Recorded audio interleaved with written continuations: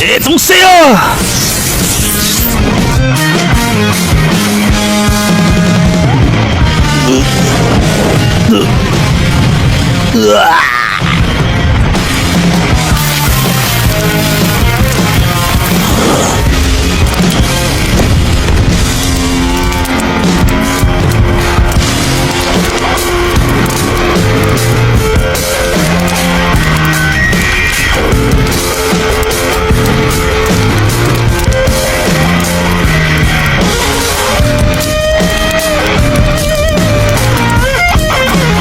Kulang pa. Marami pa sana akong gustong gawin sa'yo. Sa kabila ng pag-iingat namin sa mga atake, para hindi mapahamak ang mga taong nandito, kabaliktaran naman ito ng ginawa mo.